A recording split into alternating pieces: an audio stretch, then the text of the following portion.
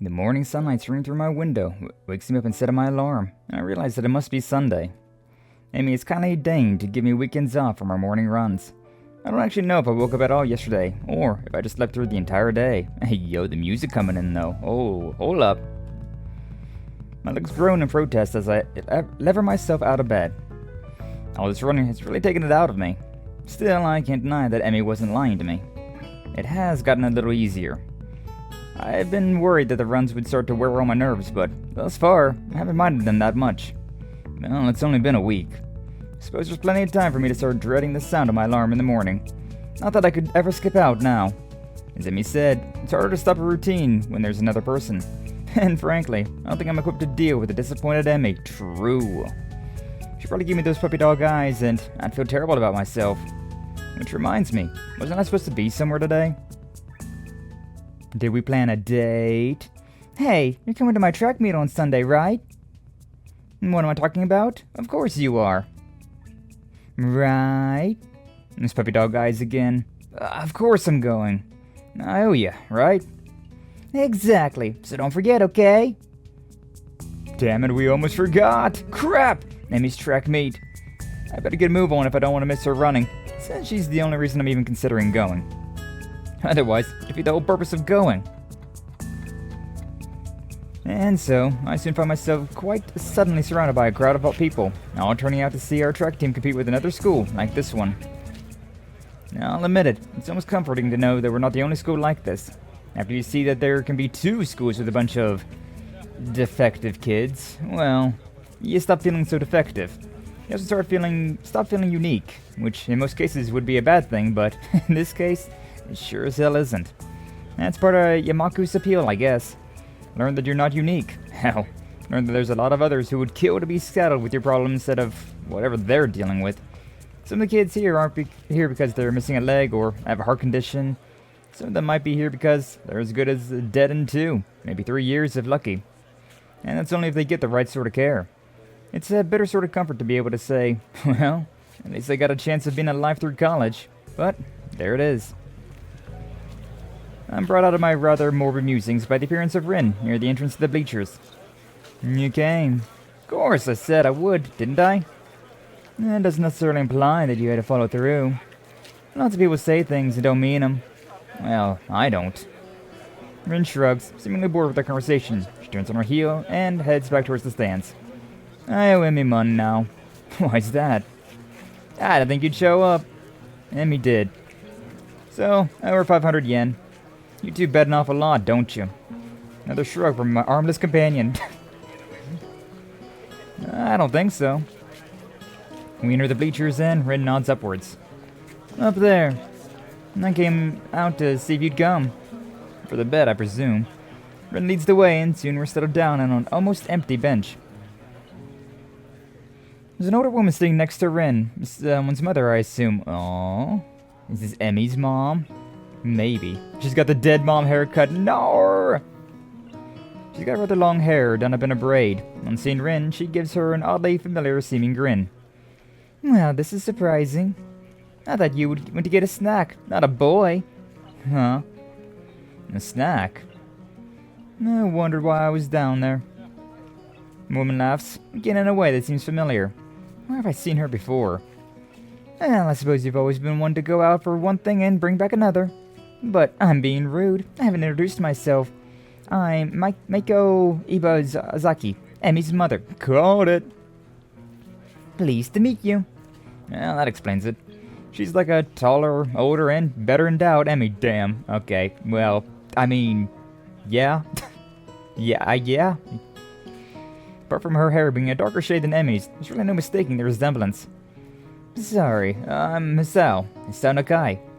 And really, you don't have to apologize for not introducing yourselves, Miss Ibarazaki. That's really Rin's job in this situation, isn't it? The laugh from Emmy's mother. I take it you've not known Rin for that long, then. It's best not to expect her to remember something like that. She's got other things to think about, I assume. Rin nods, seemingly pleased by this assessment. She's right. I was thinking about sunsets. You see, it's really up to us to make introductions and the like. For lack of any better response, I nod. Miss Ibarazaki leans back a little on her seat and raises an eyebrow. So, how long have you and Ren been dating? My response consists of silence as my brain suddenly lurches into gear, but just before I can begin to utter a hastily babbled explanation, Emmy's mother bursts into laughter again. Ha! You're a blusher, aren't ya? I don't know if there's any way to keep my dignity in this situation, so I settle for a mumbled response. Maybe. So this must be a new romance then, mustn't it? Wait, that's not the question that... Another laugh. I know, but it's funny to watch you squirm. I'm sorry. Forgive an old woman her amusements. Old woman? She doesn't look that old to me. Clearly Emmy gets her youthful features from her mother. I suppose I can let it go. How kind of you. It's starting. Oh. No one doesn't have a hand. Everybody else seems... I don't want to say normal, but, for lack of a better term. They don't have any obvious afflictions, shall I say. I direct my attention to the track where they're preparing for the first sprint. It looks like the 400-meter dash. My eyes scan the runners before finding Emmy. She's smiling, with an almost cocky look on her face. The starter raises his pistol. Emmy explodes off the block, disappearing from the starting line in a blur. It's amusing, or amazing. Even as the other sprinters converge on the lanes closest to the inside line, Emmy surges to the front of the pack. By the time she rounds the final turn, some of the other runners have caught up with her. Their efforts come to naught, though, since the final burst of speed from Emmy leaves them at least half a second behind. Miss Ibarazaki whoops and shouts, applauding wildly, and generally looking like any other parent cheering for their child.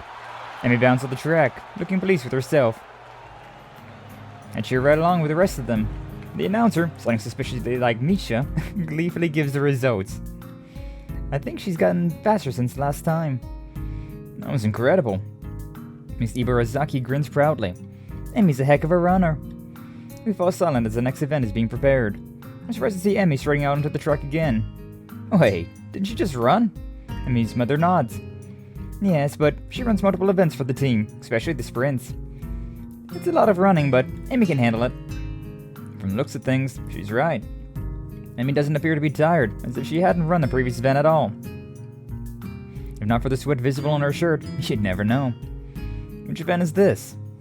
It's the 200-meter dash. She'll do this one, the 100-meter relay. She'll do this one, the 100-meter, and the relay. I see. Once again, the pistol sounds, and once again, Emmy flies off the block. A thumping sound draws my attention away from the race. It's Ren's foot. She seems completely absorbed in the race. Emmy's mother cheers again, and I assume that the race is over. Sprints don't really seem to me like they take very long to complete. Your foot. Your foot was bouncing on the bleachers. Oh, she seems pretty into this stuff. I'm surprised. Ren looks at me quizzically. Why wouldn't I be? No reason. Just thought that stuff like sports wouldn't interest you. I suppose you're right. It's not that interesting. But I'm watching Emmy, not the sport. I don't follow. Emmy's the most Emmy when she runs. You don't get to see Emmy at her Emmyest very often. But here, you can. See? She directs my attention towards the track again, where the 100-meter dash is about to start. I watch Emmy closely. As she gets into the starter block, her whole body seems to relax, but it's a false relaxation. I can see that she's actually like a coiled spring. As the starter tells everyone to get set, her head snaps up and her eyes narrow slightly. Her mouth curls upward in what could be a grin, what could be a growl. When the pistol goes off, it's as if she's been unleashed from a cage. Like she was always moving at this blinding speed, but couldn't see it happening until the starter's pistol dispelled the illusion of motionlessness. It's all over in a few seconds, but in those seconds, I feel like I just witnessed something very personal for Emmy. As soon as she crossed the finish line, her fierce look was replaced by her normal grin. The conquering general returning to its farm. Amazing. She's really amazing. Wow, I skipped that dialogue. I'm sorry. She's really amazing. Never seen anyone move that fast. Well, don't look at me. I'm far too relaxed to run that fast. No, I think Emmy's prowess all came from her father's side. At the mention of Emmy's father, Miss Ibarazaki looks wistful, almost sad. He got her into running, you know. Yeah, she told me. I'm uncertain as to whether or not it would be rude of me to ask her about Emmy's father. But after I looked on her face a few days ago, I feel compelled to ask. Where is her father now, if I might ask? Emmy's mother hesitates, clearly not willing to answer the question, but at the same time not wishing to appear rude. He isn't around anymore. I'm sorry. I didn't mean to bring up bad memories. Emmy just seemed a little sad when she mentioned him earlier. That's not surprising, considering. They were very close. I see. Beeping noise suddenly emanates from Miss Ibarazaki's pocket. Reaching into it, she pulls out a cell phone and looks at it. Honestly, text messages? What is he, 16? Huh? Oh, nothing. I've got to go meet up with a friend of mine. Will you tell Emmy I'm very proud of her, and that I'll call her later tonight? Of course. Ooh, does Mama have a boyfriend? I think Mama might have a boyfriend. I'll admit that I zoned out for a while. I almost didn't notice that the relay's about to begin, but when I look, can't find Emmy. I thought that Emmy would be running the relay. She runs anchor, so she won't be running for a while yet. Ah. Did you see it? Huh? Emmy at her Emmyest. Maybe. Maybe this time. Race begins, and I cheer Emmy's teammates along as they pass the baton. Finally, I see Emmy sprinting into the track to take the final handoff. Once again, I'm taken aback by how graceful she looks when she runs. It really is beautiful. The look of determination and fearlessness on her face only adds to the picture. Emmy at her Emminess, I suppose. But then, as she crosses the finish line, I see her stumble slightly. It's only barely, but it's definitely a stumble. Rin inhales sharply, and actually looks concerned for a second. Ah, Emmy. Did she hurt herself, you think? Notice too. It must be bad. She frowns as if deciding on the next course of action. Eventually that proves to be too tiresome, and she shrugs again. Well, let's go down. Gotta crown the victor. See if you can find a laurel branch. That's not gonna be easy. Rin shrugs. At least we tried. Well, we didn't even really try that hard. Or at all, but hey, whatever. Emmy's surrounded by her teammates, all of them congratulating her on the run. Rin seems to be waiting for Emmy to notice that she's arrived. Oh yeah, I guess she can't exactly wave Emmy over. That's awful, but true. But like, damn. And then again, I'm not sure that Rin would even do such a thing even if she had arms. Doesn't seem her style to draw attention to herself, or to emote beyond shrugging. Either way, not willing to wait, so I wave to Emmy, who looks up and grins happily at me. Yeah, us. Oh damn, what did they move so fast in the background for? Holy shit. Hey, you showed up. Guess Rin owes me money, huh? We would have brought you a crown of laurels, but Sal didn't find one. Hey, neither did you. It wasn't my job to look. When did we assign jobs? When I said, see if you can find a laurel branch. Try to keep up. I shrug. Guess Rin's rubbing off on me. Seems it's my fault after all, Emmy. Emmy laughs at Rin and me. It's okay. I'm sure you'll make it up to me somehow. Sure. Good. So, how'd I look? Stop myself from blurting out beautiful or amazing and settle for the substantially safer, very impressive. Ah, coward. Amy seems pleased with this assessment. I don't mention how much more impressive her performance is given her lack of legs. I figure she knows that already. Besides, it seems like it would take away from her efforts, somehow. Great to hear. I was worried that I looked a little slow in the relay, but I guess I did fine, huh? Actually, Rin kicks me and keeps me from finishing my sentence. Auto-scrolling dialogue. What was that? He noticed at the end. Oh, that's no good. Guess the nurse will look at it for me later. There's a carelessness in her voice as if it isn't a big deal. But I suddenly noticed a slight twitch in her face. Yeah, I noticed that too. She had like a playful grin or like a grimace. And then went back to like her regular like smile here.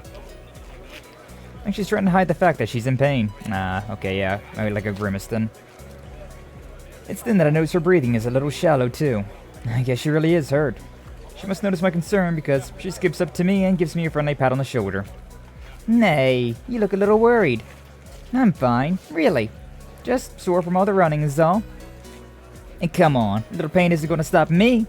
Oh no. Amy grins, and for a moment, she looks like she did during the sprint. Fierce and unconquerable. Or to put it another way, really beautiful. Hasn't yet? Well then, guess I shouldn't worry, huh? Damn right, I'm Emi Ibarazaki, fastest thing on no legs. I don't stop for anything. That's a crazy title to have. Oh, I love how playful they are with their, like, disability, right? Impressive. Emi giggles and then seems to remember something. Oh, before I forget, Rin and I are going to do something next Sunday as a post-track meet celebration. You should come along. Normally we do it the day after, but since the track meet was on Sunday, I've got homework and class and all that stuff to take care of. Plus our morning run, of course. Right, of course. Oh, right. Your mom wanted to say that she's proud of you. She'll call you later tonight. I thought I saw her in the stands. I'm glad she made it. Used to be my dad who showed up to my meets, but Mom's done a pretty good job of taking over. She shivers slightly, and I realize that she's still all sweaty. The breeze has started to blow too. I'm not cold at all, and I've got my jacket with me, so without a word, I throw it around her shoulders. Oh, Casanova. Amy jumps slightly, and then grins at me. Nay, thanks. It's getting a little cold, I guess. Yeah, looked like it. Just begin to wonder whether or not giving Emmy my jacket could be taken the wrong way. A boy in a track uniform approaches. Hey, Emmy, I'm gonna miss the medal ceremony. Oh yeah, thanks. She turns to Rin and myself. You don't have to stick around for this part. It takes forever. Besides, you could crack on your homework now if you don't want to be up late, Hisao. Morning run tomorrow. Don't forget. How could I? Good point. I mean, it's spending time with me after all. True. You know, I was thinking about it though, like, I guess Rin has to do her homework with her feet, right? Like, she has to hold the pencil like she was holding the chopsticks in that one image. That's a very cursed thought. And, like, I feel like it'd be such a pain in the ass to have to do everything that you do with your hands with your feet. If you really think about it, right, you do a lot of things with your hands, and, like, try to do everything that you do with your hands on the daily with your feet instead. Like, that would be so difficult. Ah, no thank you. With this, she waves quickly and dashes off to receive her medals, or whatever they pass off as a medal these days. Rin and I head away from the track, Rin remaining deep in whatever thoughts she has for most of the walk back to her dorm. As I see her off, she speaks up. You're probably not getting that coat back, I think. I'm sure I'll get it back eventually. Interesting. Take it as it comes, huh? Very Emmy-ish. With this odd statement, she turns and heads into the building. Honestly, was it that big of a deal? I mean, it was cold and, unless I'm mistaken, in pain. Giving her a solution to at least one of those problems seems like an obvious reaction. Though I guess there's a chance that I could lose my jacket if Emmy never remembers to return it. I guess Rin has the point. Still, I can't bring myself to muster much worry over the whole thing. After all, it's getting warmer lately. I don't need a jacket. Odd. I think I used to be a little more responsible with my stuff. Emmy-ish, huh? Maybe that's not really a bad thing. You haven't been forgetting to take your medicine, have you? I'm catching a little murmur. Should take it easy for a few days. Nurse's words hurt me far more from the exhaustion of the morning run ever could. Take it easy for a few days? I knew I should have kept quiet. I keep my eyes on the floor, feeling like a complete idiot. Of course I hadn't been remembered to take my medicine. Been rushing out of my room to get to the track before Emmy. After the track meet a few days ago, I felt inspired. So I've been running warm-up laps in the morning before Emmy shows up. But then today, while she and I were running, I felt a little pain in my chest. It was only slight, and it was only for a second, so I mentioned it to the nurse. Honestly, it wasn't that bad. I mean, I kept running and finished just fine, so it really couldn't have been that bad. I feel like I'm making excuses to the nurse. Moreover, why do I feel the need to justify continuing to run despite the pain? Really, it comes down to my being willing to concern Emmy, who seems concerned anyway. Not sure how she was able to tell there was anything wrong, but she claims I stumbled a little. She's the one who insisted I tell the nurse, so I feel bad for worrying her at all. Nurse is shaking his head ruefully while Emmy paces her outside the room. Sal, I know it's difficult for you to get into a new routine, but if you don't want to find yourself in a lot of trouble, you're going to have to try harder. You can't afford to forget your pills, and you can't push yourself too hard. But if I don't push myself, how will I improve? I don't know where that came from. Nurse seems to have an idea. Now, where have I heard that before? He laughs and pats me on the shoulder. Ha, she's rubbing off on you, I guess. Oh my god, I'm becoming more Emmy-ish? Not you too! His expression changes again, and he's back in serious mode. Look, I'm not saying you shouldn't push yourself, but that doesn't mean you shouldn't be taking your medicine, and it doesn't mean you shouldn't stop if your chest starts to bother you. I prefer not to have any fatalities while I'm on staff here. Huh? Didn't you just contradict yourself? Bit of lofty goal to be sure, but I'm always up for a challenge. Hate to admit it, but I think he's right. I've got to remember to take my medication. You're right. I'm sorry to worry you. Who's worried? You're a smart kid, right? I know you can be responsible as Sal. Situation like yours, gotta learn to be responsible fast. I know. His expression suddenly becomes devious. I suppose you started to enjoy your runs with Emmy then, huh? Yeah, they've really been helping me. I mean, till today I was feeling a lot more healthy. Well, it's really impressive to see Emmy run. You see her at the track meet? She was incredible. Nurse nods, grinning all the while. And that she was, Sal. I watched her a couple of races before. I had some business to take care of, but she told me all about it. Kind of you to loan her your jacket, by the way. Huh? Oh, yeah. Wasn't that big of a deal? Honestly, forgotten all about that. Still haven't gotten it back. Oh my god, we are in such a dense protagonist moment there where the nurse is just having a blast. Nurse gets a smile that makes me feel like he's just made a joke. Not to you, but Emmy certainly appreciated it. And I know she appreciates you running with her in the mornings. This one catches me off guard a little. Sure, she mentioned that it's easier to keep up to schedule with an extra person, but I think that I was doing her a favor at all. Thought she was doing me a favor for helping me follow the doctor's orders. She tries harder when you're around. If there's someone else running with her, she's going to push herself more. And she tries even harder when you're around because... well, it's you. The heck does that mean? Dense protagonist moment. Dense protagonist moment. I need one. Oh ho, you'd love to know, wouldn't you? It laughs in the style of an evil megalomaniac. Nah, seriously, it's because you're her friend. If Rin ran with her, I'd sure she'd do the same. Well, probably. But that's not the point. The point is you're helping her, even if you don't know you are. And she's grateful for that, even if she never says it. What do you mean, even if she never says it? Maybe doesn't talk a lot, but she and I have known each other long enough that I can read her most of the time. You say that she doesn't talk a lot, but she talks a fair amount. Or at least does Sal. Hey, yo. I'll admit it, I have no idea what he's talking about. Emmy always seems pretty talkative to me. Exactly. I see. Then her suddenly realizes that he's been rambling, stops talking, looking a little embarrassed. Anyway, you don't have to stop your morning exercise. Just walk the track instead of running for a few days. Let things calm down. And take your damned medicine! I laugh as I exit the office, bumping straight into Emmy. Oops, sorry about that. Are you okay? What did the nurse say? Do you need to go to the hospital? Oh my gosh, it was my fault, wasn't it? I've been pushing you too hard, haven't I? I'm a horrible person. The words pour forth like a torrent. She's really agitated.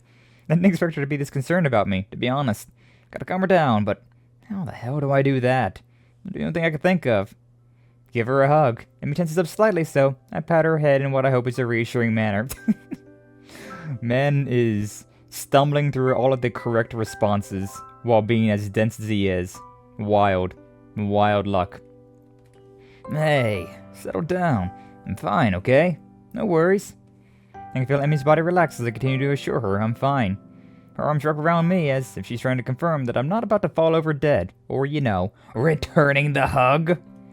Catch a whiff of her hair. Smells like sweat, or how adrenaline should smell. It's the scent of activity. And a hint of strawberries. From her shampoo, I suspect. She would have strawberry shampoo, huh? I just need to remember to take my medicine. That's all. Don't worry about it. It's not your fault. You're sure? Her voice is muffled, mostly because of the moment her face is pressed into my chest. Yeah, I'm sure. Just need to take it a little easy for the next few days.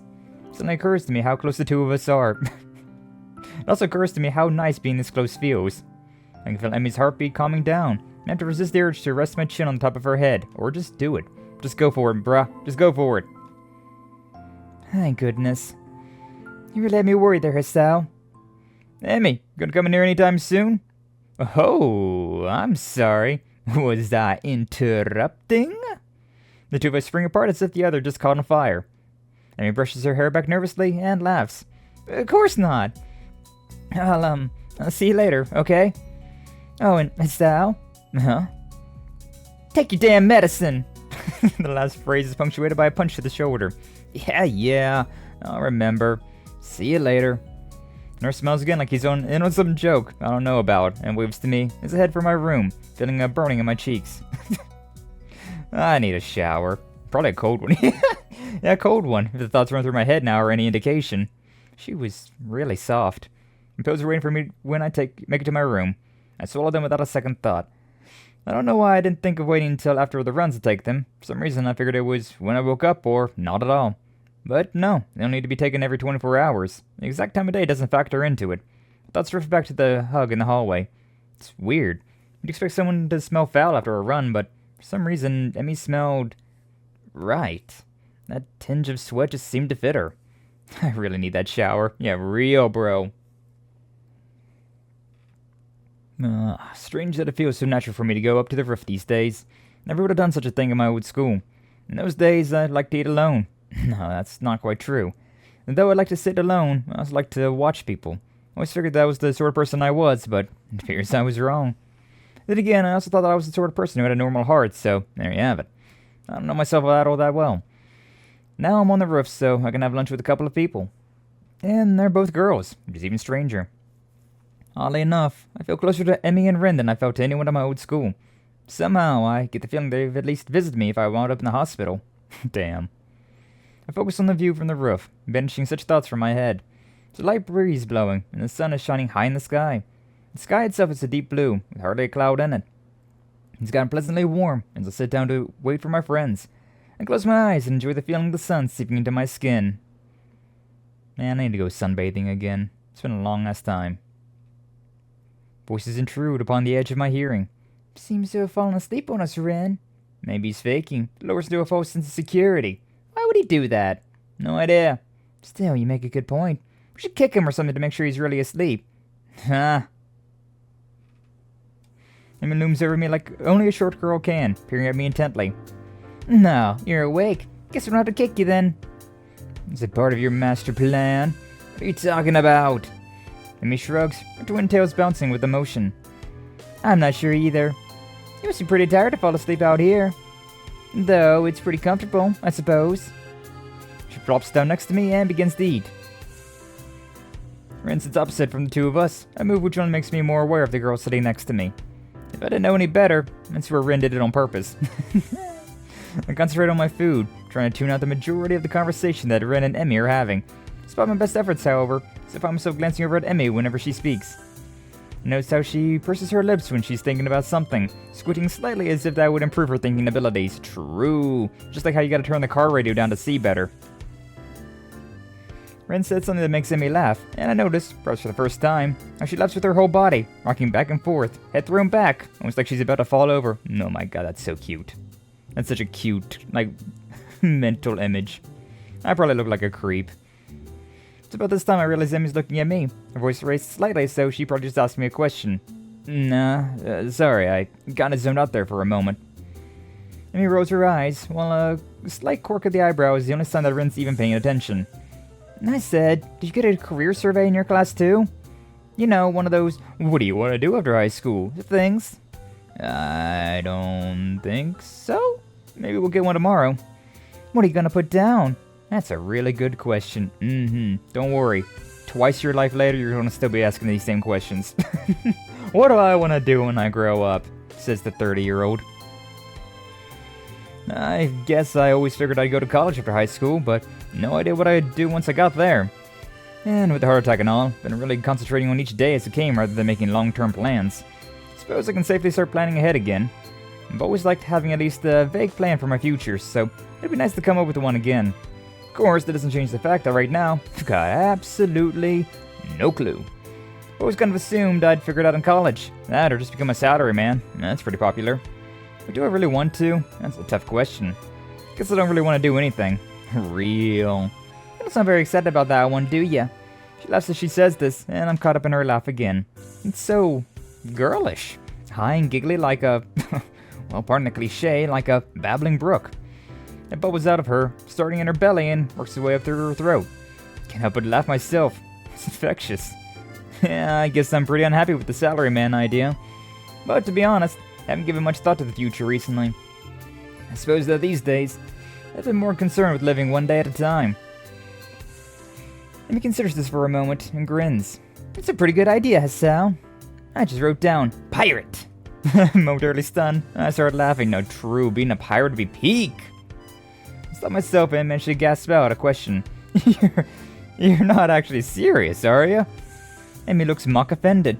Well, I've got the legs for it already, so I just kind of figured. She's got the peg legs. Oh, shit, man. Even Rin seems amused by this. Just you wait. I'll be the terror of the high seas. I'll show you all. I've even been working on my pirate voice. She suddenly springs up and begins swaggering up and down the rooftop shouting orders. Yar me hearties! Give me a broadside with the long guns! We'll wear their guts for garters! You even know what that means. Rin's unexpected interruption stops Emmy in her tracks. Not really. But it's all in the delivery. True? Ringing of the bell prevents her from demonstrating her point further. Emmy dashes off immediately, leaving Rin and myself alone on the roof. Rin stares at me intently for a few moments. Is there something wrong? Rin considers this question closely for a moment. After a lengthy pause, she shakes her head. Nope. Oh, why the staring then? Rin shakes her head again. Nope, I don't get it. Get what? The staring thing. You do seem to, but I don't. Great. She saw me staring. I sure thinks I'm a pervert or something. Well, actually not. This is Rin we're talking about after all. Still, I feel the need to defend myself. I wasn't staring, I was just tired. Rin actually snorts at this, but doesn't say anything. No, really, I was just distracted is all. Eager to end the conversation, I head back down to class. Oh, it's these two. Hello, love interest that I thought I was going to go for first, but ended up not going for first. I'm greeted by the twin specters of Shizune and Misha, looking like they mean business. Well, Shizune looks like she means business anyway. Misha just looks like she's about to start laughing at any moment. True. Up on the roof again, He-chan. You know that's dangerous, don't ya? That's right. The school cannot be held responsible for any injury that comes from being up there, you know? Furthermore, we could report you for breaking the rules. Misha leans in and whispers conspiratorially. But we won't, He-chan. You three are too cute together. She straightens up again, laughing at my sudden blush. You're too easy to tease, He-chan. Hey, come on. I'm still new here. Sort of. Is it mean to pick on the newcomer like this? Hazing. Nope. It's to help you get acclimated to your new surroundings. I see. Well, you have to be so overzealous about it? Yep. Nah, it's aside, He-chan. We were looking for you this morning, but you weren't in your room. Of course it wasn't. It was up for my morning exercise, or here in class, bright and early. Unlike you. Shizune looks peeved, and a beat later, so does Misha. Or, at least she tries to, at any rate. That was because of student council business. You should be grateful that we worked so hard for you. Oh, I am. So, what do you need me for anyway? Another attempt to rope me into doing their dirty work, I hope. We had to give you something, but since you weren't around, we dropped it off in your room. Something? Like what? Oh, you'll find out when you get back, He-chan. Mito enters the room, ends our conversation. We all head to our seats. So after we were settled down at my desk, the teacher started talking about something or other. Something odd strikes me. What did Rin mean you two seem to? Was Emmy staring at something too? For a brief moment I considered the possibility that Emmy was staring at me the way I was staring at her. Of course, that's ridiculous. Still, I can't deny that I wouldn't mind if it were true. But it's best not to think of that. No need to get my hopes up. People in love never understand how they look to the outside world. It's such a funny thing. Come to think of it, when did I start having hopes like that anyway? Shake my head and attempt to clear it and focus on the lesson. After class, make my way to my room. Muto really piled on the homework today. Before I could open my door, however, I am suddenly interrupted by Kenji, who has just exploded out of his own room in a flurry of papers. Hey, we need to talk. These rooftop shenanigans of yours, man. They gotta stop. Huh? Running around on the rooftop with the limbless wonders. Oh. That's a crazy way to describe those two. You're not wrong, but you're kind of wrong for that one. They're women, man. You're gonna get yourself killed running around like that. I don't follow. Kenji sighs and adjusts his glasses before what could be understood as an attempt to explain himself patiently. Look, we're friends, so I'm telling you this for your own good. But if I were going to kill someone, I'd do it by throwing them off the roof and making it look like an accident. And if I thought of it, you can be sure they thought of it too. They're crafty, almost as crafty as I am. I see. Remind me to not go to rooftops with you, Kenji. Good! I'm glad we had this chat. Loan me 500 yen. Fuck you, give me $20. Go away. I'm sorry? Hey, get a drink, man. Been inside all day. Tap water's been compromised, as I'm sure you know. So I need to stock up on something canned. Got it? To do that, I need 500 yen. And since I've just saved your life with my timely advice, you could at least spare me 500 yen. You know, if I make him go away, 500 yen is a bargain. And the money over to Kenji, who nods and thanks, and dashes off down the hallway, but not before he locks his door. What an exhausting person. I better go in case he changes his mind. He is one of the individuals of all time, for sure. As I close the door, my heel taps against something lying on the floor. It's a brightly colored rectangle of paper. This must be the something that Misha mentioned before. Probably a student council leaflet she slid under the door. However, when I pick it up, I find that I couldn't have been more wrong. Someone actually wrote me an old-fashioned handwritten paper letter. Who bothers doing something like that in this day and age anyways? Yet as unlikely as the prospect of receiving one sounds, this is definitely a letter I have in my hands. I was planning on finishing my homework, getting some dinner, and going to bed in order to be ready for tomorrow's morning run. However, the letter has naturally caught my interest. I sit at my desk to examine it properly. Ooh, sunflower. Yo, sunflower? Orphanage? Yakuza? The first piece of mail I've received here at Yamaku, so it would feel special even if it wasn't something as rare as a handwritten letter. What causes me even more trepidation is the name of the sender, written neatly on the back of the envelope. Iwanaku. I have no idea why she would write me. I've been in contact with anyone from my old school since I transferred, and Iwanako is the last person I'd expect to want to write me a letter. Is that the girl who confessed to us? Last time I saw Iwanako, it was terribly awkward. Embarrassingly so. She came to my hospital room, told me an apple out of courtesy, and then we practically sat in silence for half an hour. That's pretty awkward. She said goodbye, and didn't look me in the eye when she closed the door. It might have been a natural end to the series of visits that were probably pretty painful for both of us. Every time she visited me in the hospital, I wanted to talk to her, but something stopped me every time. Every time that I didn't speak made the next time even harder.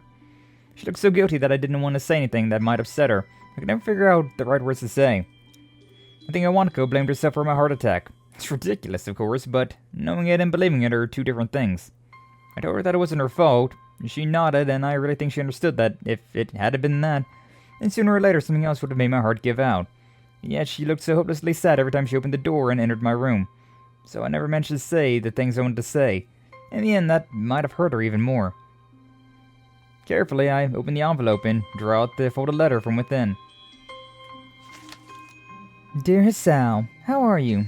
I hope you are well and happy at your new school. Everyone here misses you. Almost all of our second-year class got put together in Class 3-1 for the final year, so we're pretty comfortable right from the beginning of the year. I'm sure you would have been assigned to this class as well. The mood among the third year seems to be very anxious about the final exams, even though they are so far away. Teachers are badgering us about it all the time, even old Mr. Tachibana, who is, by the way, our homeroom teacher this year. Would you believe it? I was sure that he'd retire after our second year, but here he is, nagging everyone about studying for exams. I think things like that are the main reason why the mood among the third years is so nervous. I must admit that I'm somehow losing confidence in myself as well, even though I've always fared reasonably well in exams. It's so weird to think that we are already seniors, isn't it? Time has really flown past. I wonder where it went. And the new first year seems so young and somehow really innocent. I keep wondering if I was like them in my first year. I've been feeling nostalgic like this for the whole first trimester. There are other things I want to say. I'm writing to you because I felt that there are things I should have said after the incident back in winter. I really regret that I wasn't able to say them in person, and I have no excuse for it. Yeah, I think I've had quite enough of this. Rolled the sheet of paper and tossed it across the room. I am off, so the letter rose under my nightstand instead of going into my wastebasket. That was an apology for abandoning me, except I don't know that I really needed it anymore at this point. Hospital seems like a lifetime ago, and here, now, I've got other things on my mind. Emmy, for starters. It wasn't great to be abandoned during my stay, but it's not something I'm worried about anymore. In fact, I hadn't even thought about the hospital in what feels like forever till this letter came in. It's almost annoying to have received it. I've got exams to study for myself. I have no time for the past. No, about that homework. So, what's the plan for today anyway? Waiting patiently in the hallway of the girls' dormitory, just outside of Emmy and Rin's room. We're allowed in the girls' dormitory? Wild. Emmy's apparently waiting... blah, blah, blah, blah. Emmy is apparently helping Rin with getting dressed. Suppose it makes perfect sense, as I've no idea how Rin would get dressed otherwise. Picnic! Picnic? That's what I said! Sounds pretty exciting. I know, right? Rin chooses this moment to make an observation. Skye seems threatening today. Actually, I noticed that too. On my way over, despite the sunshine of the early morning, afternoon seems to have taken a turn for the gloomy. There's a heaviness into the air as well that usually heralds a rainstorm. Wonder if I should have brought my umbrella. She's got a point. Emmy, you sure that you still want to risk getting caught in the rain? Didn't even know why I bothered asking. Emmy pops out of Rin's room into the hallway, looking shocked that I even suggest canceling our plans. Of course!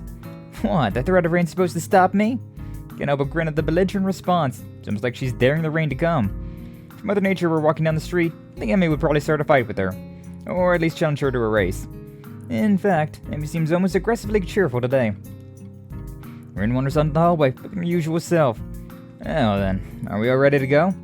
I'm ready! Rin nods and says a single word. Basket. Beg pardon? The basket in Emmy's room. She carry it. Emmy claps a hand to her mouth, embarrassed. Oh my gosh, I almost forgot all about it. Nice save, Rin. Emmy darts to her room and emerges with what looks like a very well-stocked picnic basket. As she hands it over to me, I know that I feel it's heavy enough to be 1, 2. Good lord, how much food did she pack? More to the point, where'd you get the money for all of this? So, we had set to head out? Yep. Rin gives another nod, and we head out of the dormitory. I can't help but frown when I notice how gray this guy's gotten in the 10 minutes I was inside. Still, Emmy does not seem concerned by our petty concerns as the color of the sky. She's positively skipping as we walk. Which reminds me, where are we going? Brings Emmy up short, and she shoots me an embarrassed look. You know, I hadn't really thought of that. What do you think, Hisao? There's a spot where we ate during the festival. Might be nice to leave the campus for a while. However, I'm not sure if there's any good places to do that in town. Just about to open my mouth, Rin unexpectedly interjects with a suggestion. There's a park in town near the art shop. Great idea, Rin. I totally forgot all about that place. Crisis averted. You know how to get there, Rin? Rin shrugs. It's pretty likely. Good enough for me. I prefer knowing for sure, but... what the hell. Lead on, Rin.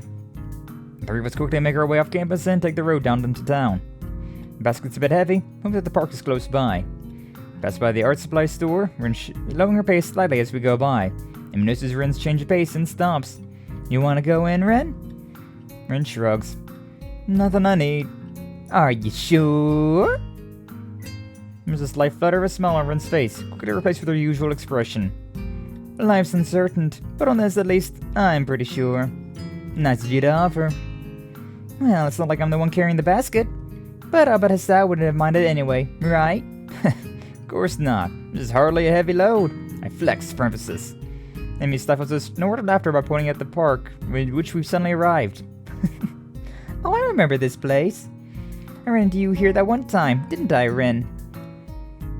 Rin's eyebrow raises slightly. Maybe. I'm unwilling to say for certain, one way or the other. Memory's a tricky thing, you know. Well, I'll be. Made in one piece after all. The sun's still nowhere to be seen, but neither Emmy nor Rin seem to mind. A cloudy picnic, huh? We find a spot to sit on the grass, and I set the basket down gratefully.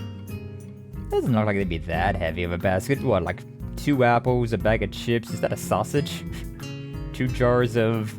I mean, one's peanut butter, right? And the other one... Would it be honey? Probably honey. And then, like, a single sandwich. That's a very small basket, actually. Also, ayo, are they kind of like holding hands there? It almost looks like we are. Ooh, woo. There's a surprising amount of food prepared. Maybe we're supposed to be joined by some of Emmy's teammates or something. Okay. I'm starving. Dig in! She attacks the food as if she's had nothing to eat for years. Blah! And there's the storm. Look at Emmy's face. Aww. I'm just reaching for the food myself when I feel the first drip of rain land on the back of my hand. Uh-oh. Looks like the weather's not going to cooperate with us after all. Amy glares at the sky as if she's alone. If that alone will hold back the rain. I very nearly believe she can do it. It's one heck of a glare. She's heckin' mad. It had better cooperate.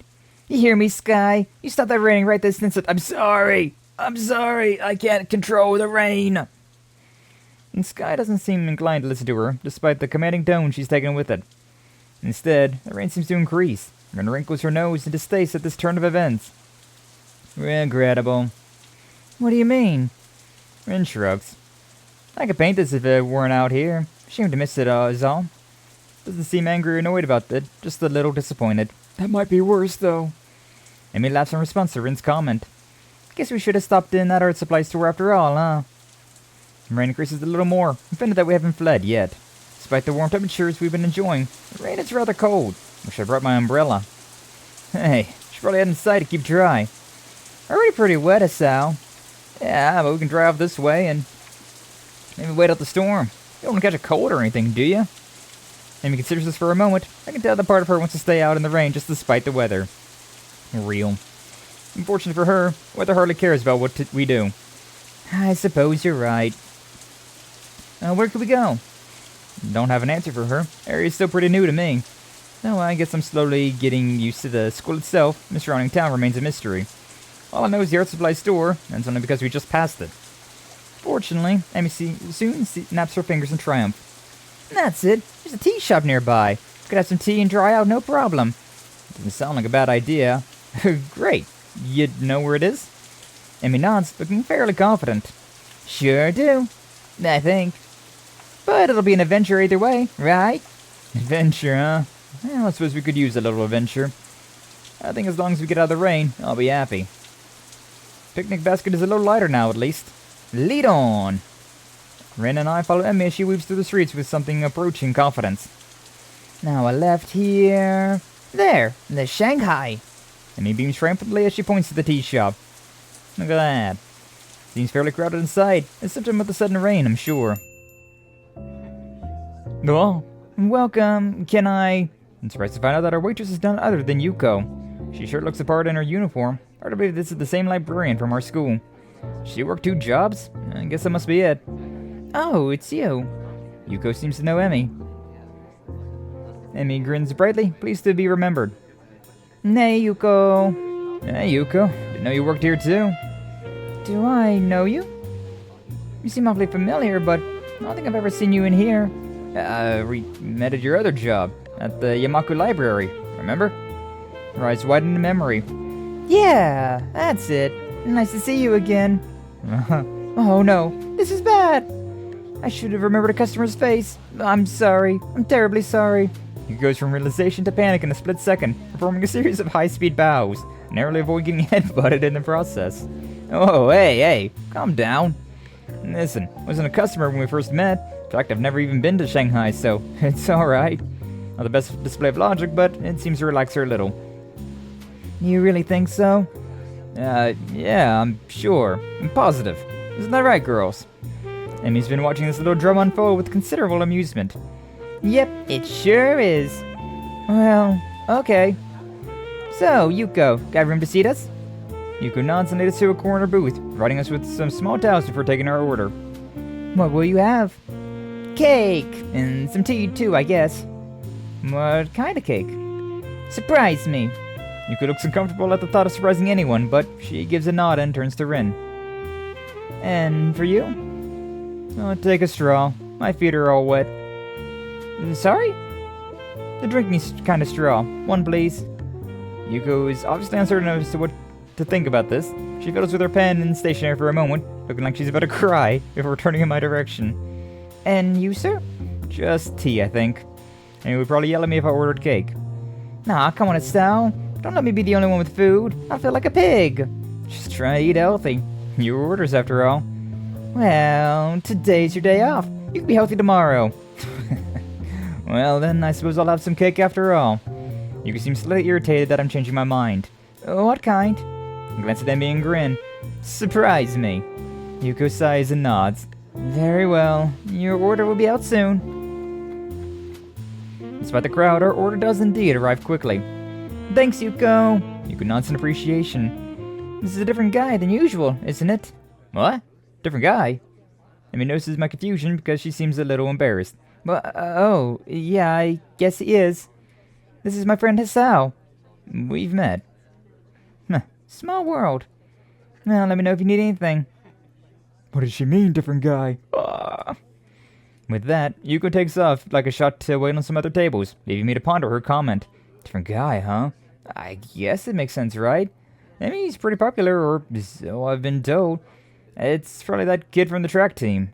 That's stupid. I can just ask Emmy. So, who's the other guy, huh? Got a secret lover or something? Emmy laughs again, and only I get the feeling it's from nervousness as much as anything else. It's just the track team captain. He likes coming down here after practice sometimes. So if we have anything to discuss, I tag along. Sounds mighty suspicious to me. Oh, I see. I could let the matter drop, but can't resist at least getting another dig in. So it is a secret lover. I knew it. Ren watches our play, seemingly mildly amused before muttering something that I don't quite catch. Yeah, anyway. What? Huh? Ren jerks back from whatever her mind wandered off to. Huh? What did you say? Huh? No, before that. No idea. Well, okay. Let the matter drop, but I can't help but notice that Emmy seems relieved that Rin interrupted the conversation. Maybe I went a little too far. The conversation dies for a moment as Emmy and I busy ourselves with cake. I'm on a strawberry, and surprisingly good. Oh, Emmy seems to think so too. She suddenly reaches over with her fork and steals a bit. Thief! Pirate! There's a difference. We're not on water. Well, no, but there's a lot of water outside, so still works, right? Besides, you can have some of mine. I think it's cranberry or something. I should have asked for the strawberry. I don't like strawberries. Feel free to help yourself to mine if you really must. For some reason, I feel compelled to add. Seeing as how you've already done it once and all. Amy sticks her tongue out at me, but that doesn't stop her from appropriating my cake. I try some of hers as well. It's a raspberry. It's pretty good. Ooh, I like raspberry. The rain's let up. It would appear that Rin is correct. Good timing, too. Finished my food, and it looks like Emmy has as well. We better pay and get a move on before it starts raining again. Did any of us bring our wallets? Took a few minutes to get Yuko's attention, but we pay and get out pretty quickly. So, do you want to return to the park? Jaw nearly drops. You kidding? It's probably gonna rain again. In fact, I think I just felt some raindrops. You may be right. Well, okay. I'll let you off the hook this time, but you owe me a picnic now. Got it? I don't know if she's addressing me, Rin, or the both of us. Fine. Now, hurry up. Want to get some laps into the track. It'd be nice to do it without the rain. Thought this was your day off. Well... And Listening seems reluctant to explain herself. I need to practice. And I need to burn off that cake anyway. I don't get the feeling that she's leaving something out. Sure, it wasn't that much cake. No, it wasn't that much cake for you. I ate most of it. She's got a point there. Still, I feel like I should at least offer to run with her. I mean, yeah, we're going to. But also, this is the first option that we've had in like 12 years, so like... Yay! We get to save. Yay for new options. Although, like, why would I keep quiet about this? I mean, let's offer. Hey, I'll run with you.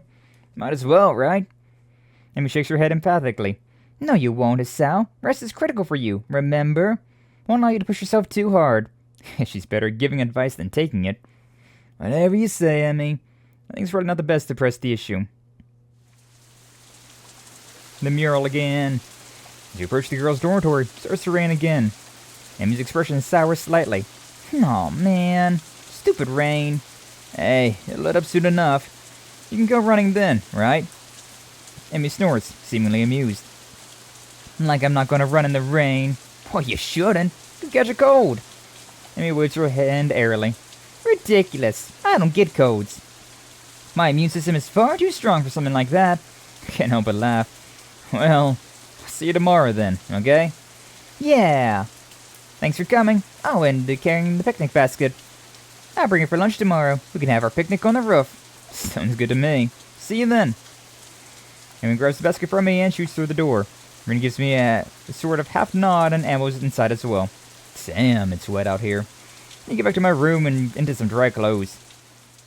I'm soon in front of my door, but I'm intercepted by the sudden appearance of Kenji, who appears to be carrying a stack of books. Hey man, give me a hand, would you? Books are unceremoniously dumped into my arms as Kenji fumbles with his room key. Thanks, you're a lifesaver. She weren't around to keep my door unlocked. That's just begging for trouble. Perfect opportunity to set up an ambush. Maybe just plant a bomb if they don't want to get their hands too dirty. Probably don't. I'm afraid they'll break a nail or something. They have to stab me. Women. My mind thinks about digesting the verbal torrent that had just been unleashed, but it likes to remain comfortably in the dark. Anyway, where you been, man? I could have used some help carrying these back from the library. Unlocking your door, but you weren't there. Oh, sorry. Not really. You'd appear to think that I'm some kind of pack mule. I was out with Emmy and Rin. Kid staggers back in shock. Looks like I just shot his dog, if he had a dog. The limbless ladies again! What'd you do this time? Well, we wound up at the Shanghai. Prevented from continuing by a sudden exclamation of despair. The Shanghai! Why the Shanghai? No, man. You can't just go to the damn Shanghai. It's the most dangerous place in the city. A veritable stronghold of their best agents. I know. I've met them. There's been nothing to lure you into a false sense of security. And then bam! He hits his door for emphasis. Wallet's gone. Bus pass gone. Identity fucking gone, man! Promise me you won't go there again. Seems so vehemently opposed to the idea of the Shanghai. I'm willing to lie a little to order you to my room. Sure, I won't go there again. Or at least, I won't ever tell you that I've gone there again. Seems to mollify my bespectacled companion. Good. Said to come on so strong, but I know the danger there too well to let you just wander the lion's den again. You get out of there alive once, but twice? It's pushing it. Yeah, well, I need to get changed and do homework, so I'll see you later. Sure, whatever. So I remember that I'm still holding these books. You better take these. Catch a glimpse of one of the titles, something about cryptography. What a weirdo. Kid grabs his precious cargo from me and disappears through his doorway. It's always a blast. Open my own door and walk in, able to get out of my soaking wet clothes. Rain outside picks up, and I find myself hoping that Emmy's not running in this weather. She seems so adamant about doing the run alone, and I can't help but wonder if her leg's still bothering her. I try to remember whether or not I've seen her limping at all today, but I can't. Guess I was too caught up enjoying the day, even if it did rain on us. As I think back over the events of the day, I keep finding myself focusing on my running partner. Her complete refusal to allow the rain to spoil her plans was incredibly cute. But there was something else there too. Sort of an unflappable attitude when it comes to enjoying the day as it comes. I really like that quality. Maybe I need to do a little of that myself. Beep, beep, beep, beep. The sound of my alarm brings me out of a dream involving pirates and some other stuff I can't really remember. I wonder why we're dreaming of pirates. I'm a little bleary-eyed, and it feels like it takes me longer than usual to get dressed and down at the track. A glance at my watch reveals that I was right, and I am, in fact, running a little late. The thing is, there's no Emmy. That's odd. She should be here. She definitely should be here. I mean, I was late. Guess I wasn't the only one who had trouble getting up this morning. Thought crosses my mind that it never quite stopped raining yesterday. Did she go running anyways? Seems likely. Seems a lot of things, but cautious isn't one of them. She probably figured the rain wouldn't stop, and that's why she was so adamant about running alone. Still, I'm glad I would have run with her, even if it was in the rain. Heck, if anything, I would have been able to convince her that to come in once it got really bad. That'd be why she didn't want me to tag along, of course. Even so, I can't help but want to know where she is. No, nothing forward. I'd better stretch and run, hoping that Emmy shows up with a grin and an excuse.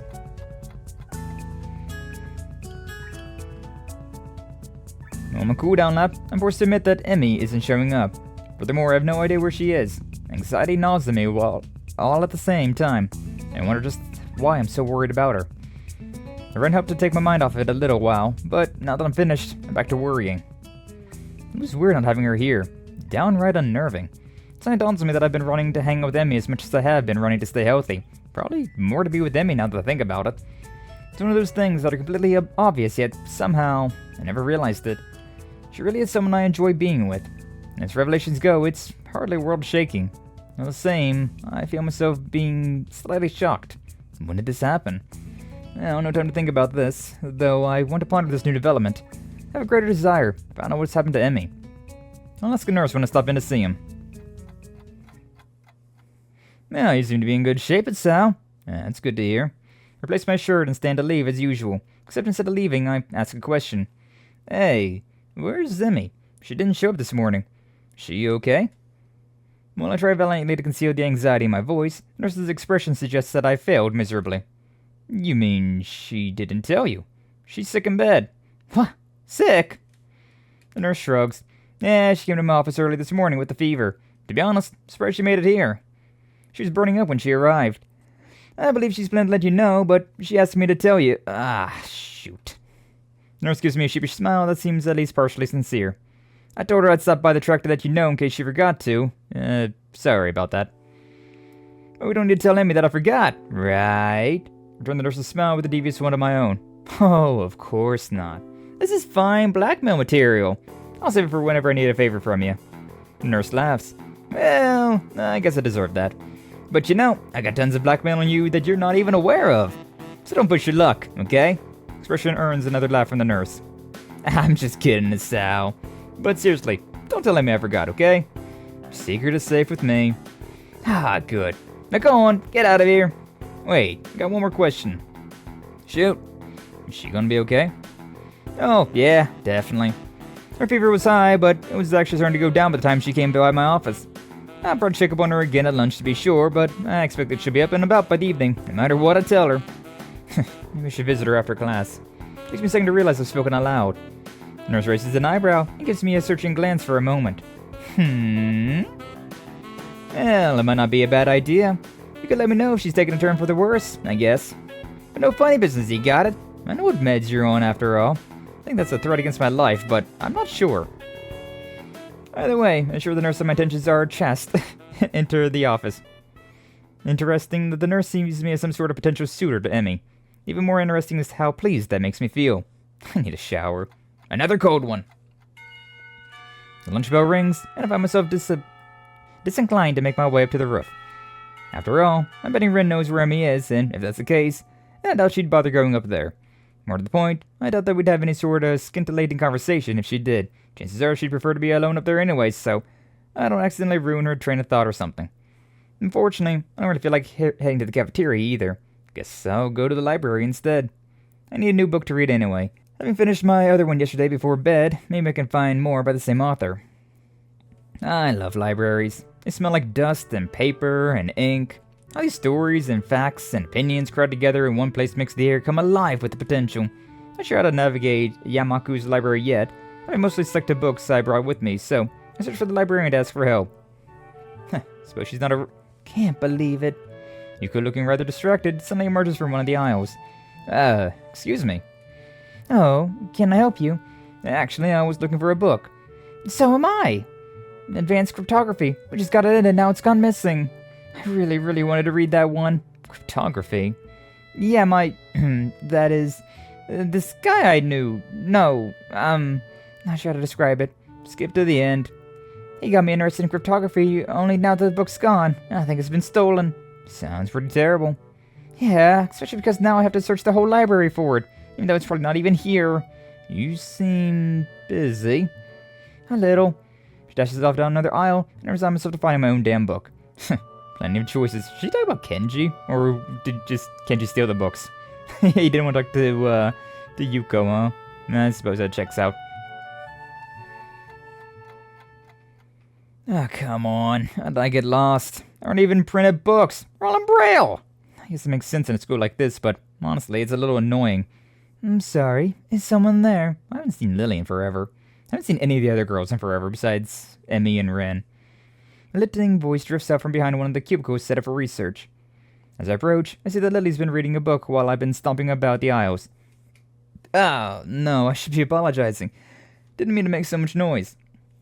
My, is that you, Hisao? I have not heard from you in quite some time. I was beginning to think you'd forgotten all about me. No, sorry. Lily laughs in that refined manner of hers and shakes her head. I'm only teasing you, Hisao. From what I hear, you've been busy.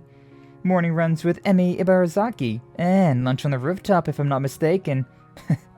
Yeah, guess word does get around pretty quickly. That, and I can't coax poor Hanako on the roof anymore. You three are always up there, claiming the spot for yourselves. She chides me gently, though it's pretty clear she's just teasing me again. Still, I feel an odd need to apologize. Sorry, we could eat lunch somewhere else if it's a real problem. Oh no, I wouldn't worry about it. Hanako and I have other things to do at lunch too, such as read in the library, as you can see. Oh, Hanako's here too. I didn't see her. Lily smiles, a bit enigmatically. Oh, she's around somewhere. But I'm surprised, Hisao. You're in here instead of up there. What brings you to the library? Well, Emmy's ill, so there's no lunch on the rooftop to keep me occupied. Lily raises an eyebrow at my statement before giving another chuckle. My, poor Rin must feel left out. It's not like that. Ah, but I'm sure it isn't. Emmy tends to be the life of whatever group she's in. It's a shame to hear she's fallen ill. Will she be okay? Some might get the feeling that Lily's just inquiring out of politeness, but I respond anyway. The nurse thinks so. I'm gonna swing by and see how she's doing after school myself. Another raised eyebrow. My, what a noble gentleman you are, Hisao. It's nothing, really.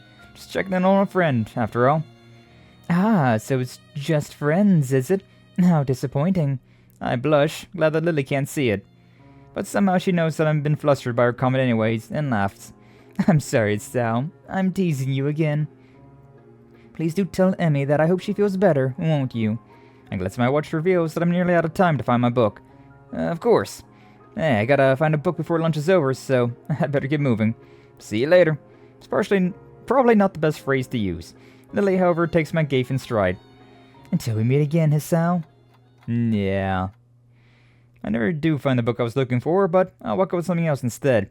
Someone growls slightly, letting me know that I should have had something for lunch. Oh well. I'll grab something before I visit Emmy later. It seems as if time has decided to slow down for the express purpose of annoying the hell out of me. Class feels like it drags on for ages. I suspect that my being consumed with worry probably has something to do with it. Blessedly, the bell rings, and I dash out of class, drawing a few raised eyebrows, I'm sure. I spent the majority of the day fretting as unobtrusively as I could. Even though the nurse thinks that Emmy's perfectly okay, I want to see for myself. It doesn't take long to get to the girls' dormitory and make my way to Emmy's room. And he didn't even grab himself any food, did he? Standing outside her door, I suddenly pause. What if she's resting? I hate to wake her up, especially if she's still feeling ill. Then again, if she sleeps all day, then it could throw off her sleep schedule. But rest is important if you're ill, isn't it? Can't decide what to do, so I settle for standing outside the door, looking like an idiot. Then I hear Emmy's voice from behind the door. Thanks for your concern, but I really am okay. Is she talking to me? I'll see you at practice tomorrow. Guess not. Still, clear she's not asleep, so I can knock without worry. That's why this clenched feeling in my gut. I wasn't nervous about dropping by the other day, so why today? Granted, I still haven't really had time to figure out this newfound interest in Emmy's well-being. I don't have a lot of experience in the matter, of course, but certainly this seems to go beyond feelings of mere friendship. But could I take that step? Could I even bring myself to risk what I have right now? I mean, it's enough to be friends with her, isn't it? Either way, shouldn't I just open the door and see how she's doing? That's why I came here, right? Wait, what if she's not dressed yet? The image that flashes through my mind causes my heart to skip a beat. Literally. I should probably not ever think about those thoughts again. Not if I want to avoid a heart attack. I suddenly realize that I'm sitting in the hallway looking like an idiot. Amy still seems to be in the middle of a conversation, but I knock anyway. Hopefully she won't mind the interruption. You worry too much. Come in. The door's unlocked. So it is. Open the door and step in, which is about where my thought process comes to a grinding halt. Oh boy. Oh boy. No, okay, it's fine. We're fine. Emmy's sitting up in her bed, her hair tousled around from a day spent sleeping. I think this is the first time I've ever seen her without those familiar beads in her hair. Her gym shirt and bloomers, obviously hastily pulled on before I came in, are creased and folded from less than proper storage. Huh. And we can see her legs without the prosthetics on them, huh? Interesting. A sight you don't see very often, or even really think about, huh? Her legs lay bare on her sheets. Never seen Emmy without her prosthetics before, yet here she is, slender legs terminating in stumps just below her knees. But as odd as the sight is, I find myself more captivated by everything north of the waist. Of course. Aw, it's such a good artwork though. Like, damn, that is very cute. That is very pretty. Seems that Emmy had finished her conversation with whoever was on the phone with her, and is now watching my reception closely out of her one open eye. She wipes sleep from the other. Her expression, far from being embarrassed, is rather one of surprisingly wide yawn, or perhaps appropriate from such a small mouth. A grin that, for a brief moment, seems almost flirtatious tugs the corner of her mouth as she takes the sight of me in. Hey, yo. I can do nothing but remain in a state fluctuating between fear, confusion, and a little bit of lust. Emmy hastily sweeps her hair out of her eyes, fixing it back into place before addressing me. You seem a bit caught off guard, Hisao. A wave of laughter erupts from her, and I find myself grinning and rubbing the back of my head ruefully. Sorry, I've just also like how she's got like an actual room, right? Like Hisao's room is so like empty. But no, Emmy's room's got stuff in it. Sorry, I've just never seen someone so disheveled look so attractive. Never seen you without your legs on. That's so crazy. Never seen you look so... sorry. Emmy giggles again and moves to sit up a little straighter. I'm caught up in the movements of her shirt, very nearly losing myself. I was wondering what your reaction would be. The nurse called and told me you were going to drop by, you see. And I know you haven't seen me, well, you know, without legs. I responded in a tone of casual surprise. Oh, you didn't have them on? I didn't even notice. It was almost the truth. I very nearly didn't. I'm not trying to be suave or anything, mind you. Somehow I think Emmy would get offended by that. Instead, she sticks her tongue out and chucks a pillow at my head. Ass. I deftly catch the pillow and take careful aim before throwing. Emmy laughs and rolls to one side, dodging my shot, the shifting of her shirt distracting me enough so that the next thrown pillow hits me right between the eyes. Oof. I retaliate, of course. And once I retaliated twice, well, a war was bound to break out sooner or later. And really, when Emmy appears to have far better aim than me, well, just a matter of time before I have to resort to a suicidal charge. Gotcha! Eh? Biff?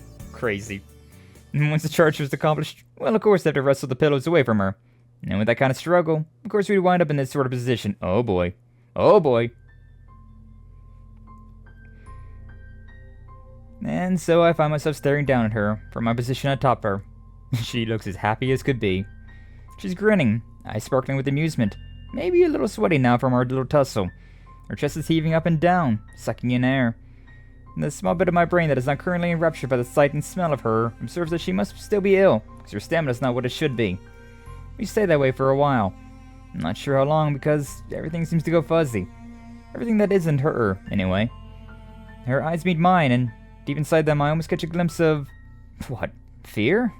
Longing? Hope? Emmy. A cough suddenly convulses her, and I'm almost stumbling in my haste to get off, to apologize for everything. Sorry. I shouldn't have... It's fine, it's fine. She gives me a reassuring pat on the shoulder. So, what brings you here? She's still breathing hard, and it causes her voice to shake slightly. Well, before I was so rudely assaulted by pillows, I came to see how you were doing. And another one. That earns me another shove, and I very nearly fall off her bed. Amy's eyes sparkle again, and I wonder how I never noticed how attractive they are before. Consumed with worry, were ya? Her tone is mocking, haughty, teasing. She throws her arms across her forehead dramatically, grin still apparent from underneath. Couldn't bear the thought of me lying deathly ill. As we both recover from our brief wrestling match, Emmy appears to fall back on teasing me. Well, I wouldn't say consumed with worry, but if you didn't show up this morning like a total wuss. Emmy pouts, crossing her arms perpetually and sticking her lower lip out. It's not my fault.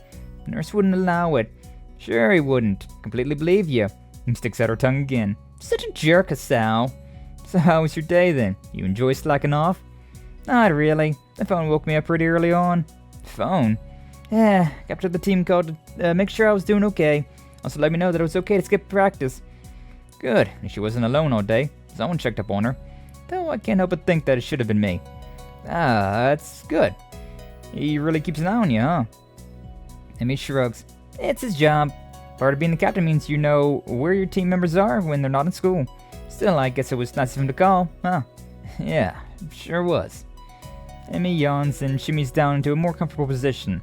So how was your day? Kind of uneventful, you know? I went ahead and ran by myself, talked with the nurse about how you were doing. We're just talking about our day now, it's so cute. I meander through the day's events, none of which are particularly engrossing. And when I'm distracted by an arm finding its way across my waist. Seems that Emmy fell asleep while I was talking, so I draw a blanket to cover us. Aww. No, my god. Wow, she is really so small. I didn't realize how small she was comparatively. She's rolled over onto her side, and now one leg is thrown over my legs, effectively trapping me. Hey. Seems ashamed to wake her, but I have things to do. I gently shake her, but in response she only tightens her arm's grip on me, and sighs a little. My resistance to this position crumbles rather quickly. The feeling of her body breathing steadily is both calming and incredibly stimulating at the same time. Breathing cannot decide if it wants to relax or speed up. Relaxation wins, and I find myself putting an arm around Emmy. I think I'm in love. We'll slip out and hang in the air unnoticed. At least I hope they've gone unnoticed. Emmy whimpers weakly through her dreams, and her grip suddenly tightens again. For the first time I've known her, I see tears running down Emmy's face. It feels like my heart is about to break. I instinctively tighten my own grip and stroke her hair in what I hope is a soothing manner. Words of comfort, meaningless in the situation, spring to mind. Maybe I should wake her. Are you supposed to wake people having nightmares? I can't for the life of me remember. Decision is taken from me as Emmy suddenly jerks away with a cry. Dad! This is more than I think I want to hear without her knowing. I quickly sit upright and gently shake her shoulders to stir her.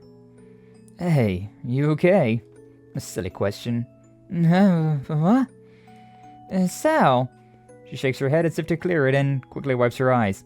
Had a nightmare, I think. Emmy shudders again and glances up at me a little cautiously, as if unsure whether or not she's actually up. Yeah, I guess so. You want to talk about it? A speedy internal debate seems to be going on in her head, which resolves itself within a shrug. Nah, I don't really remember much of it. Pretty sure she's lying to me, but somehow I don't think I should press the issue. Emmy shudders again and turns towards me, looking a little sheepish. Sorry for falling asleep on you like that. Keep my voice as soothing as I can. Hey, don't worry about it. You've been ill. Yeah, I guess that cold medicine's just made me a little drowsy. I guess so. Emmy does not strike me as the sort of person who'd fall asleep at the drop of a hat. Rin, maybe, but Emmy's far too energetic. Emmy gives half a smile at my response, and then just like that, she's back to her old self. Prepare yourself for tomorrow morning, Hisao. We'll have to go twice as hard to make up for today. I went running this morning. No excuses. Okay, fine. I'll be ready for you. Emmy nods, satisfied. Good. I take this as my cue to exit. Well, I better get going, especially if I want to get enough sleep for tomorrow. Hop off the bed and head for the door. Hey, Hisao. Pivot neatly on my heel and face Emmy. She opens her mouth to say something, and then another first. I see her falter slightly. She closes her mouth and opens it again. Thanks. For dropping by.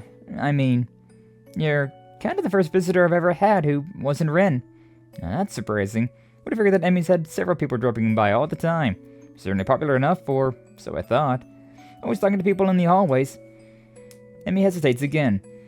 And thanks for staying around after well, a look of pain floats across her face. You know, it helped. She brightens back up and waves cheerily at me. See you tomorrow. Yeah, see you later. Just about to exit the door when something makes me turn around again. Hey, Emmy. Anytime you need to talk, let me know, okay? Emmy seems taken aback by this offer. Her grin gets even wider. Sure thing, Hisao. See you in the morning. And I exit Emmy's room with my head in a whirl. Should I even have left? Was she really okay?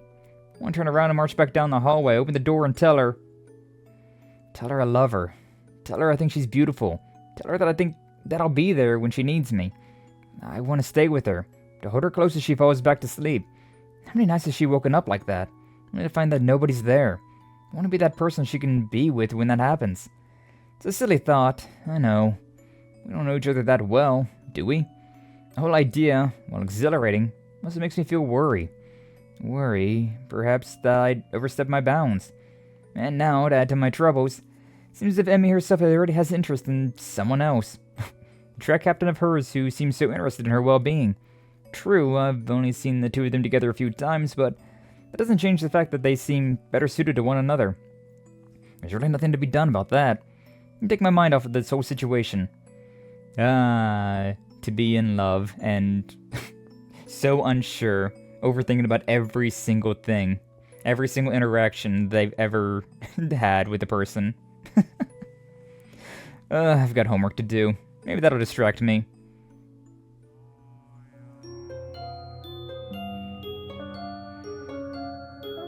Katawa Shoujo.